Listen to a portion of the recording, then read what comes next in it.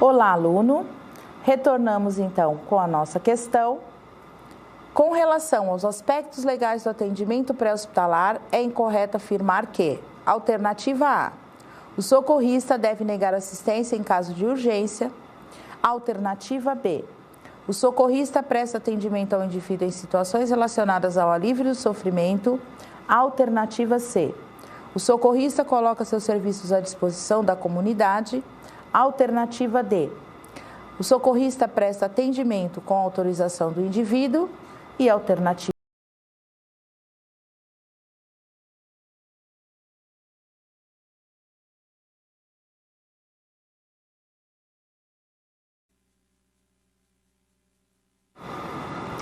Olá, aluno! Retornamos então com a nossa questão. Com relação aos aspectos legais do atendimento pré-hospitalar, é incorreto afirmar que: alternativa A, o socorrista deve negar assistência em caso de urgência. Alternativa B, o socorrista presta atendimento ao indivíduo em situações relacionadas ao alívio do sofrimento. Alternativa C, o socorrista coloca seus serviços à disposição da comunidade. Alternativa D, o socorrista presta atendimento com autorização do indivíduo. E alternativa E, respeitar o natural pudor e a intimidade do indivíduo. Vamos então à resposta, prezado aluno. A resposta correta, alternativa A. Com relação às situações de emergência, casos de emergência, entre algumas que vamos discutir, prezado aluno, vamos citar a hemorragia. Hemorragia é a perda de sangue proveniente da ruptura de um vaso sanguíneo e, do ponto de vista clínico, será classificada como interna, aquela produzida dentro dos tecidos ou cavidades naturais; externa, aquela cuja perda de sangue ocorre para o exterior do organismo. Somente para esclarecer, prezado aluno, podemos entender a hemorragia interna por aquela onde não pode ser vista a olho nu. Porém, nós podemos perceber algumas alterações na cor e umidade da pele da vítima, por exemplo. E a hemorragia do tipo externa é aquela que é percebida a olho nu. Grandes hemorragias são emergências graves que ameaçam a vida a curto prazo. Portanto, devem ser tratadas com a máxima prioridade. O coração, os vasos sanguíneos e o sangue compõem um sistema fechado que é imprescindível à vida. Uma grave alteração nesse sistema pode provocar a morte da vítima. A hemorragia externa muitas vezes será de fácil visualização. Importante ressaltar, prezado aluno, que o conhecimento, o preparo e a competência do socorrista, do profissional que vai atender a vítima, é imprescindível para o resultado daquela ação e principalmente para evitar incapacidades e até mesmo a morte. Outra situação de emergência que requer cuidados rápidos são as feridas. Uma ferida é uma interrupção na continuidade de um tecido corpóreo. Tal interrupção pode ser provocada por algum trauma ou ainda ser desencadeada por uma afecção que acione as defesas do organismo. E com relação às feridas, prezado aluno, elas são classificadas quanto à sua profundidade, complexidade, ao formato e agente causador de ferida traumática, ao formato e agente causador de ferida não traumática. Somente para ilustrar, quando falo com você sobre profundidade, é justamente se é uma ferida superficial ou se é mais profunda. O nível, a característica dessa ferida vai determinar o tipo de cuidado a ser prestado à vítima. Com relação à complexidade, é se ela afeta uma parte do corpo ou vários órgãos. Lembrando, prezado aluno, que uma ferida do tipo interna, ela pode lesar outros órgãos também e não somente aquele que é percebido a olho nu. Relacionado ao formato e ao agente causador de ferida traumática, é importante ressaltar, como exemplo podemos citar para você, prezado aluno, uma lesão, uma ferida provocada por um ferimento de arma de branca, por exemplo. Um agente traumático, pontiagudo, que no determinado local, numa parte do corpo, ela não pode ser removida. E relacionada ao formato e agente causador de ferida não traumática, é aquela que não causa traumas em redor da região onde houve a ferida. Outra situação de emergência e que durante muito tempo foi alvo de estudos de especialistas, prezado aluno, é o trauma raquimedular. É uma lesão da coluna vertebral ou medula espinhal, onde a coluna cervical, por ser o local mais comum do trauma raquimedular, tem como também causas mais comuns quedas, mergulho em água rasa, acidentes de motocicleta e automóvel, esportes, acidentes por arma de fogo. Importante ressaltar, prezado aluno, que a coluna cervical, ela é o sustentáculo do corpo humano. Dentro dela existem estruturas que permitem o amortecimento de impactos que ocorrem durante essas situações de emergência. E por que, prezado aluno? A atenção, o cuidado e a competência devem ser premissas num acidentado, numa vítima de trauma raquimedular. Porque a imobilização incorreta, a movimentação da vítima, a simples suspeita de trauma raquimedular pode levar a sequelas irreversíveis e até mesmo a morte, dependendo da altura da lesão. Como já foi dito de forma sucinta a você, prezado aluno, vamos refletir melhor sobre o assunto. A coluna tem a função de sustentar o corpo e proteger no seu interior a medula espinhal, que é quem liga os cérebros aos órgãos através de nervos. Portanto, conforme já foi dito para você, prezado aluno, é, de fato, uma região de extrema importância para a sustentação do corpo humano. 10% das lesões medulares ocorrem por manipulação incorreta das vítimas de trauma, por socorristas ou pessoal não habilitado. Portanto, prezado aluno, é importante que o profissional esteja habilitado, capacitado para atender, identificar primeiramente e posteriormente atender uma vítima sob suspeita de lesão medular. Lembre-se que 17% dos pacientes com lesões de coluna foram encontrados andando na cena do trauma ou foram ao hospital por seus próprios meios. Portanto, é importante a imobilização.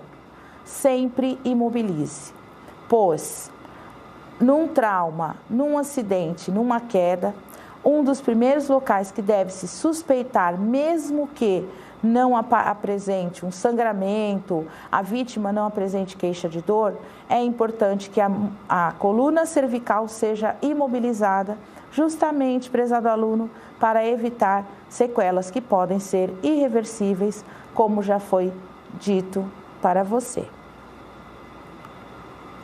Uma outra situação de emergência que necessita de pessoal preparado para os primeiros socorros é a crise convulsiva.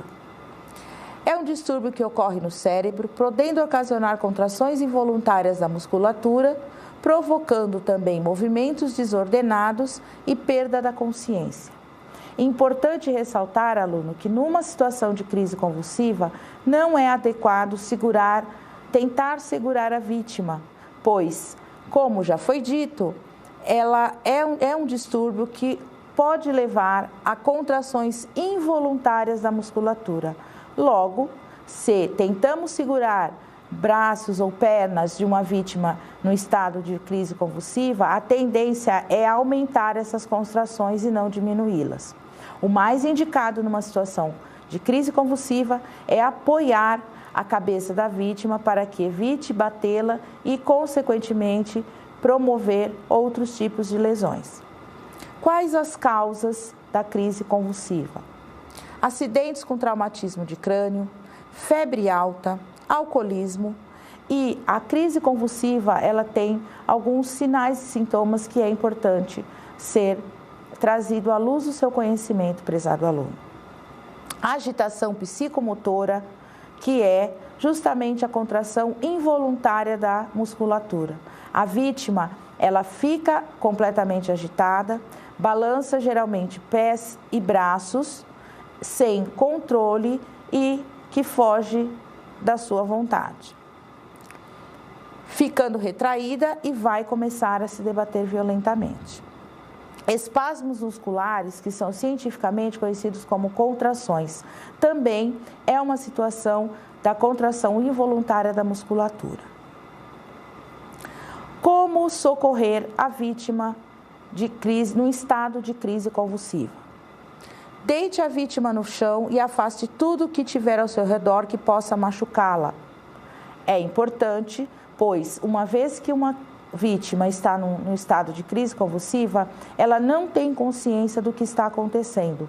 Logo, tudo que estiver ao seu redor no ambiente pode ser motivo ou pode ocasionar outros ferimentos na vítima. Tornar o ambiente calmo, afastando os curiosos. É muito comum, prezado aluno, que as pessoas, numa situação de emergência, elas tentem querer ajudar a vítima que está numa situação de risco. O importante é que o ambiente seja calmo e que as pessoas curiosas sejam afastadas, não para menosprezar a presença das mesmas, mas para proteger a vítima, o ambiente e principalmente a pessoa que também vai atendê-la. Porque numa situação de crise convulsiva, especificamente, quanto maior o ambiente for conturbado, quanto maior as pessoas estiverem se movimentando, quanto mais forem tentar verificar a vítima, menos ar ambiente estará circulante e, consequentemente, isso também promoverá um aumento do quadro de agitação da vítima sobre crise convulsiva. Proteger a vítima contra os traumatismos, amortecendo a cabeça com almofadas ou casacos ou ainda com as mãos. Esta iniciativa, este cuidado, é justamente para evitar que lesões traumáticas na região do crânio aconteçam durante a contração involuntária da musculatura provocada por uma crise convulsiva. Lateralizar a cabeça para que a saliva escorra, evitando com isso que venha a se afogar. Normalmente, prezado aluno, num estado de crise convulsiva, o cérebro, ele deixa, melhor dizendo, o sistema nervoso, deixa de transmitir estímulos importantes, fazendo com isso que a pessoa, a vítima sobre crise convulsiva, ela não tenha o controle da salivação e muito menos de expectoração. Logo, o acúmulo de líquido na cavidade oral, na boca, pode levar a uma situação de asfixia, prezado aluno. Condição de emergência muito comum e que normalmente, de acordo com os índices estatísticos, aumenta a cada tempo, é o afogamento, ou melhor dizendo, os afogamentos. É a asfixia provocada pela imersão prolongada do organismo em um meio líquido que chega a inundar o sistema respiratório. Isso ocorre porque a troca de oxigênio e gás carbônico é prejudicada. Representa no mundo a segunda causa de morte por acidente na faixa de 1 a 25 anos de idade. Geralmente, essa faixa etária é quando a criança já começa a dar os seus primeiros passos e quando vai à praia ou na piscina ou até mesmo na banheira, pode correr o risco de afogamento. Quais os sinais e sintomas de afogamento, prezado aluno? Agitação, dificuldade respiratória, inconsciência, parada respiratória e parada cardíaca. A agitação é pela situação de congestionamento de líquido dentro dos pulmões, que é o local onde é feita a troca gasosa. A dificuldade respiratória pelo mesmo motivo, uma cavidade como os pulmões, como os alvéolos, onde é realizada a troca gasosa, cheia de ar, vai dificultar a respiração. A inconsciência, a parada respiratória e a parada cardíaca são consequências destas condição de urgência e emergência. Vamos agora, prezado aluno, à nossa interatividade.